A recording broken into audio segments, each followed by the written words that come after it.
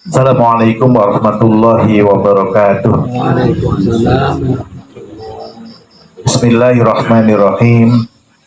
Alhamdulillahilladzi arsala rasulahu bil huda wa dinil haq liyudhhirahu 'ala dini kullih wa kafa billahi syahida. Asyhadu an la ilaha illallah wahdahu la syarikalah wa asyhadu anna Muhammadan abduhu wa rasuluh.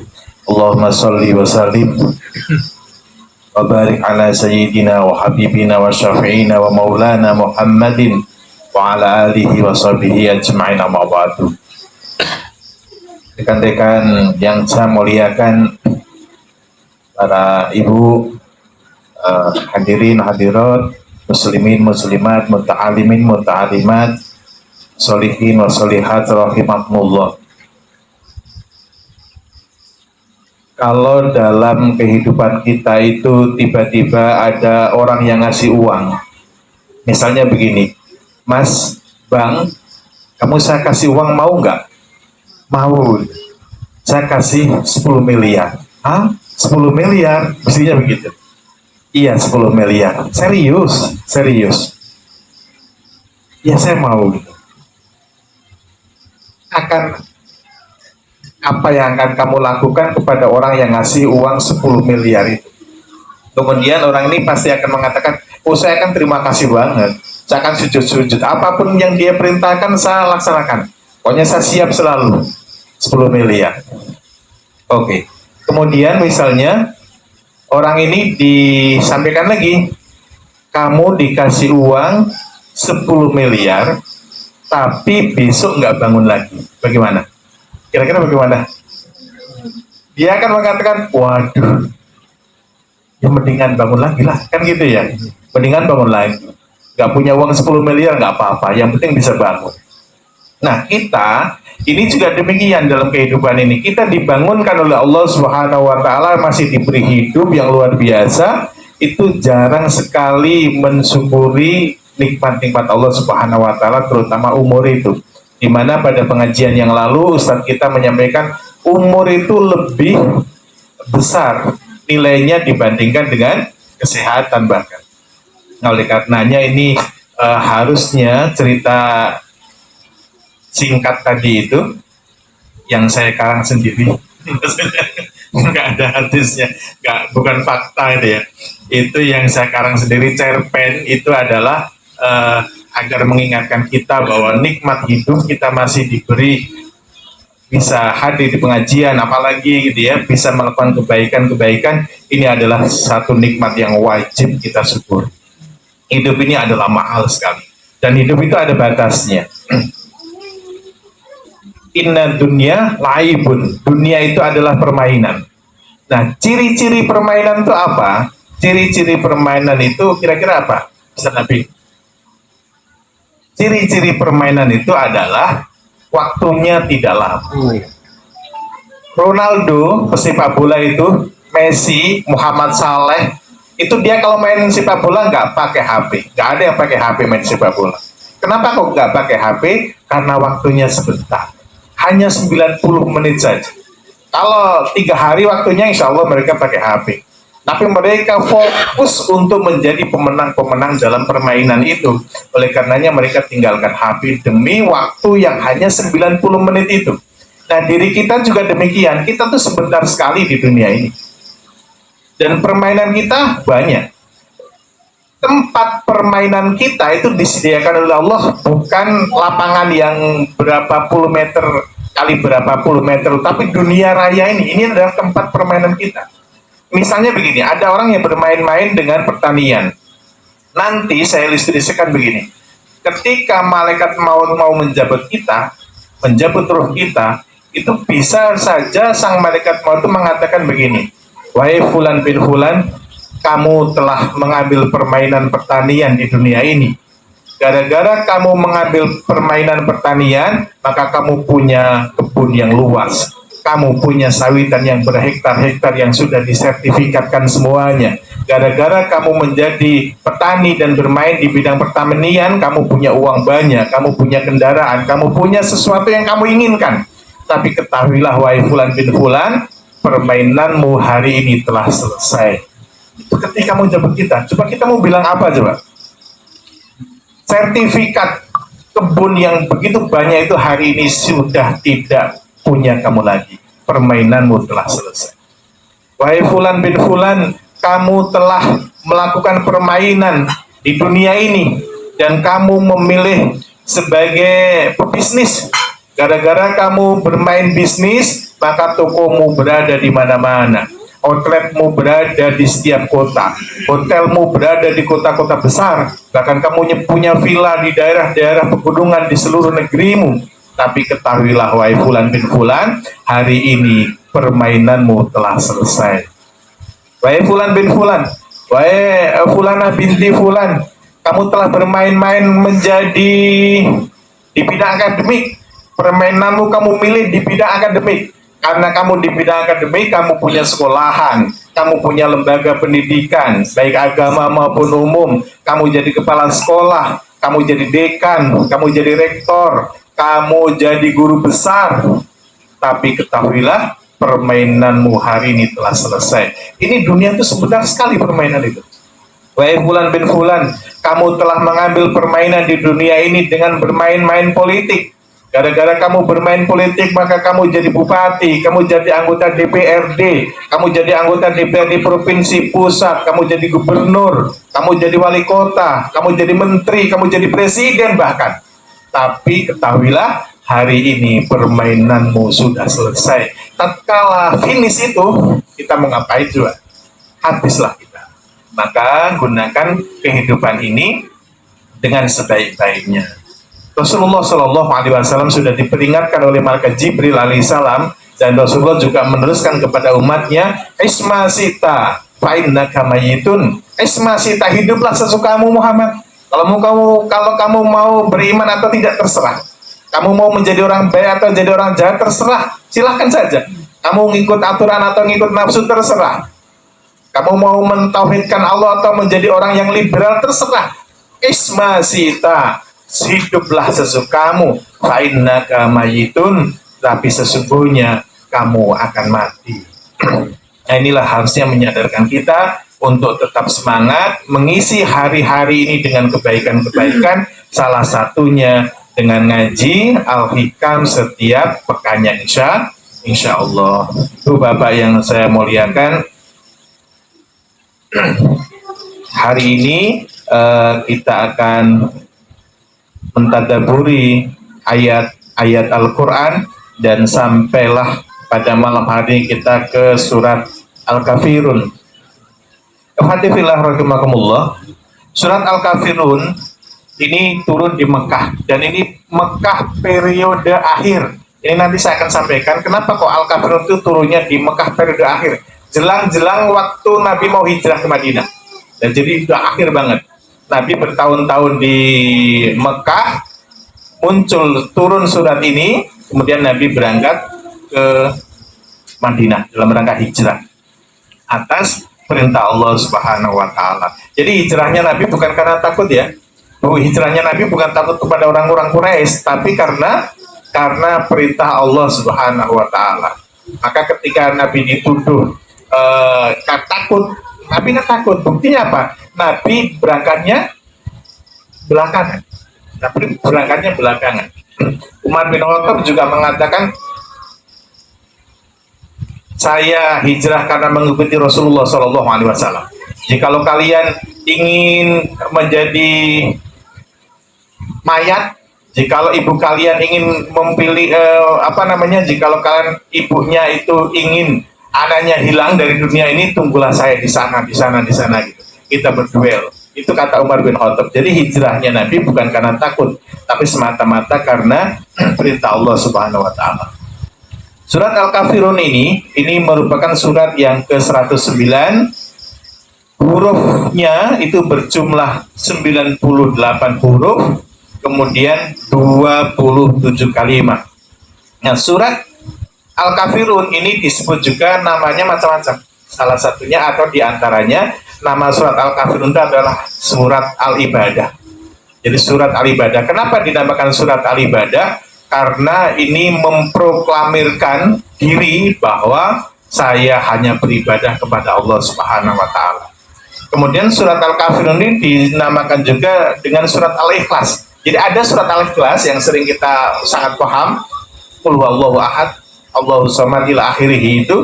Kemudian ada surat Al-Ikhlas yang rujukannya memang surat Al-Kafirun, karena hanya mengikhlaskan peribadatan kepada Allah Subhanahu wa taala. Kemudian disebut juga dengan surat Muqassah, artinya penyembuh. Jadi surat Al-Kafirun ini artinya penyembuh dari kekafiran dan kemusyrikan. Ikhwati fillah rahimakumullah. Kemudian disebutkan dalam sebuah hadis, qul huwallahu ahad ta'dilu thulutsal Qur'an. Wa qul ya ayyuhal kafirun ta'dilu rub'al Qur'an. Jadi qul huwallahu ahad itu sepertiga Al-Qur'an, ini dulu sudah kita bahas ya. Sementara surat Al-Kafirun itu rub'al Qur'an, seperempat Al-Qur'an. Jadi kalau kita baca qul huwallahu ahad 3 kali sama dengan khatam 1 kali. Kalau kita baca qul ya ayyuhal kafirun 4 kali sama dengan khatam. Nah ini harus ngaji biar kita semangat menghatam Al-Quran itu.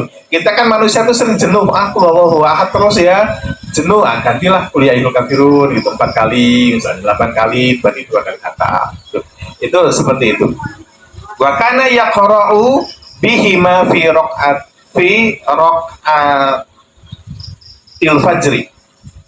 Jadi Nabi Muhammad SAW itu membaca qul ya ayyuhal kafirun dan Al-Ikhlas ini setiap sholat qobliyah subuh. Jadi ini memang ada walaupun kita boleh ya baca dengan surat-surat yang lain, tapi sunnahnya itu adalah membaca qul ya ayyuhal kafirun. Anna Rasulullah sallallahu alaihi wasallam qara'a fi raq'atil fajri qul ya ayyuhal kafirun wa qul huwallahu ahad. Jadi Nabi sallallahu alaihi wasallam itu ketika sholat qobliyah subuh membaca qul ya ayyuhal kafirun dan qul huwallahu ahad. Nah, mari kita contoh.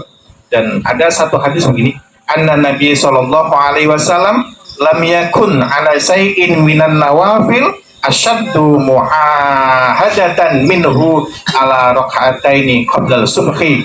Jadi ada satu sholat sunnah yang tidak pernah ditinggalkan oleh Nabi sallallahu alaihi wasallam itu qobliyah subuh.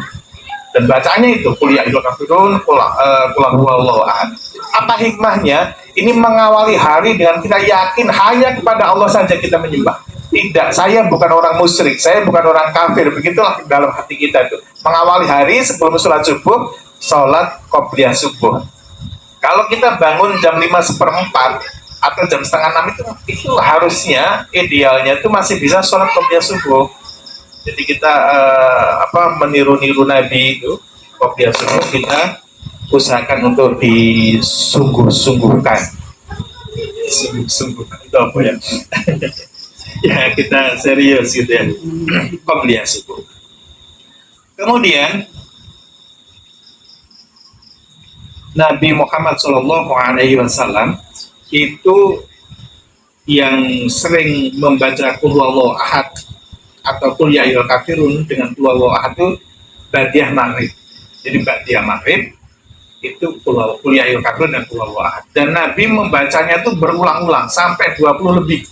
Dalam satu rakaat itu qul ya ayyuhal kafirun sampai akhir, diulang lagi sampai 20. Itu kalau ini kalau kita benar-benar mau menjalankan itu memang ya biar mantep banget ke hati itu. Rasulullah SAW yang paling soleh sedunia itu pun mengulang-ulang agar masuk benar ke dalam hati kita gitu, masuk ke dalam alam bawah sadar kita.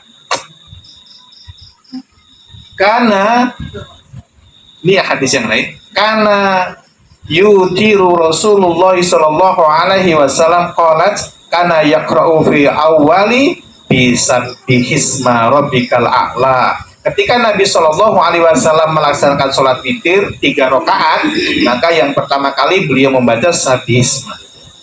Kemudian wa fi tsaniyati bi qul ya ayyuhal kafirun, dan rakaat yang kedua adalah membaca ya ayyuhal kafirun.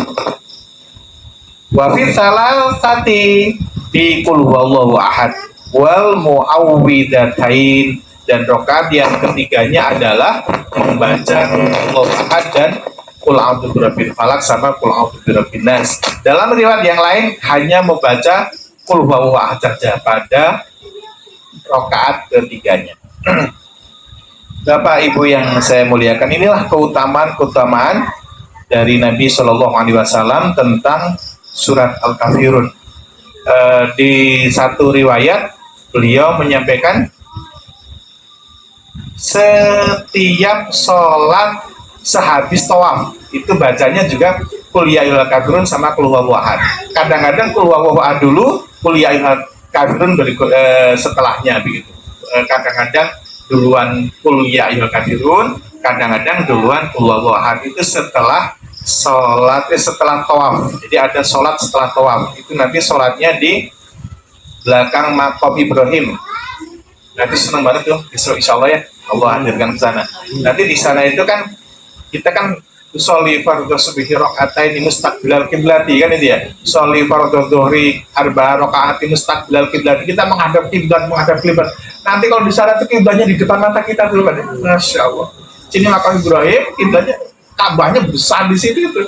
Nah, itulah yang sering orang-orang sok maunya ke sana terus, tidak bosan itu karena di sana nanti banyak nangis. Ya Allah, ini kok yang sering sebut-sebut mustaqbil kiblat itu ada di depannya, betul itu.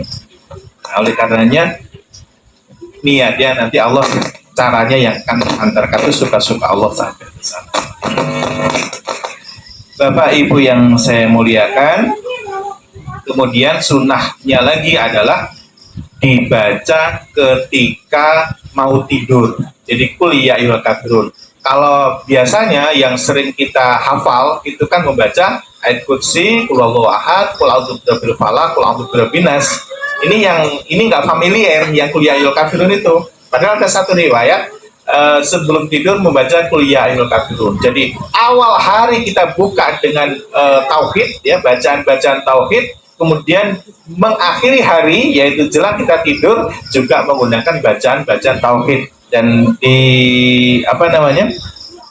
di sini disebutkan fa innaha bara'atum minasyirki, dan qul ya ayyuhal kafirun itu kalau dibaca sebelum tidur dia akan menjadi pembebas dari kesyirikan. Jadi kita bebas dari kesyirikan, dari kekafiran dan sebagainya. Fadhilillah rahimakumullah. Kemudian kul ya ayyuhal kafirun, kita masuk ke ayat yang pertama. Kul ya ayyuhal kafirun, kul katakanlah wahai Muhammad, ya ayyuhal kafirun, hai orang-orang yang kafir. Ini sebenarnya ayat ini sangat berat bagi Nabi Shallallahu Alaihi Wasallam.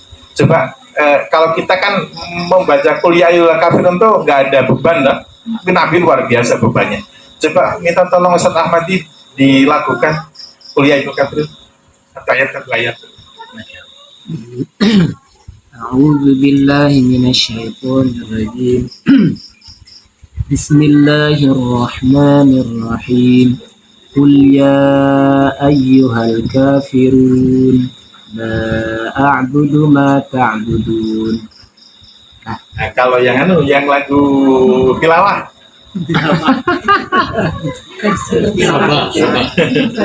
Soba Benawa Juga beda keras.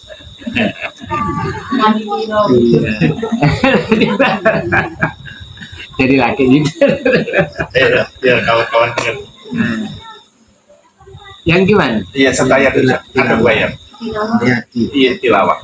Yang dia ayyuhal kafirun. Qul ya ayyuhal kafirun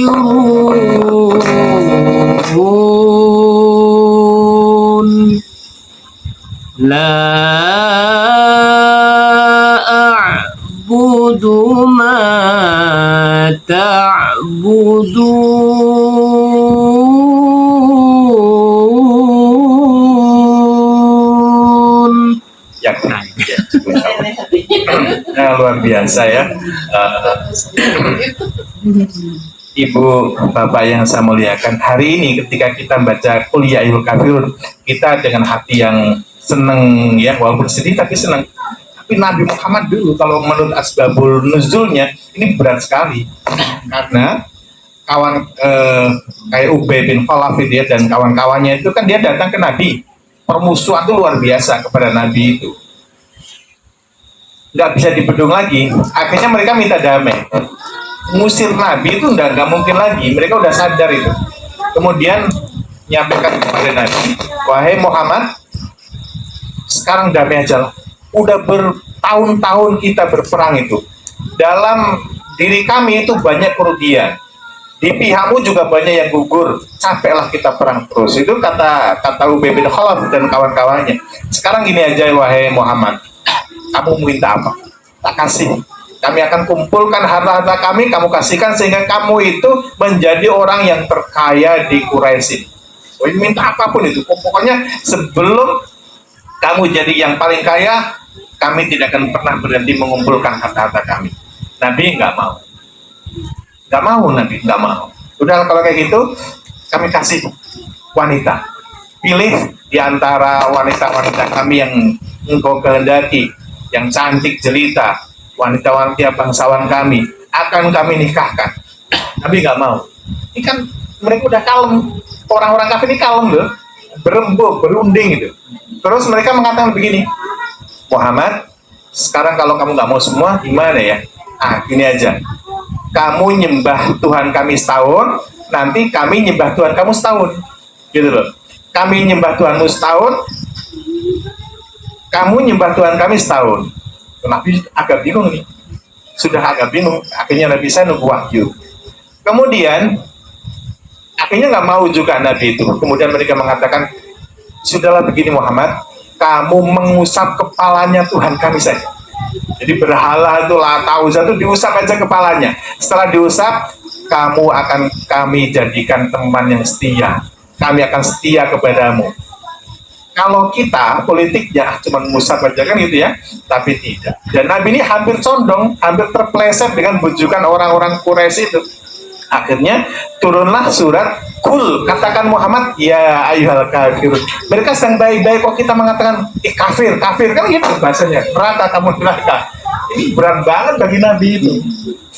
Wong mereka sudah lentur kok, udah lembut, tidak memusuhi. Tapi kok dibilang ayatnya turun tuh, katakanlah penegasan dari Allah, ya ayyuhal kafirun, hai orang-orang kafir gitu loh. Ini berat bagi Nabi Muhammad SAW. Tetapi karena wahyu ini harus tersampaikan. Jadi dan sudah dijelaskan ya, orang kafir itu kan innalladzina kafaru min ahlil kitabi wal musyrikina fi nari jahannam khalidina fiha abada.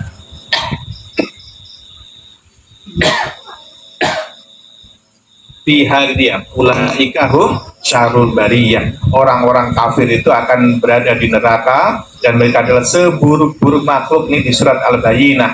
Nah, kan seolah-olah Nabi mengatakan diajar baik-baik sama mereka, kalau Nabi mengatakan ahli neraka, seburuk-buruk makhluk itu. Ini berat bagi Nabi itu. Nah, dakwah kita sebenarnya sekarang nggak berat-berat. Nah, itu ringkesnya ayat yang pertama. La a'budu, aku tidak akan menyembah ma ta'budun, apa yang kalian sembah. La a'budu ini menggunakan fi'il mudhari. La a'budu itu menggunakan fi'il mudhari. Faidah fi'il mudhari itu adalah menunjukkan zaman hal dan zaman yang akan datang, hal dan mustakbal. Jadi sekarang dan yang akan datang. La a'budu, saya tidak akan menyembah sekarang dan yang akan datang sampai kapanpun.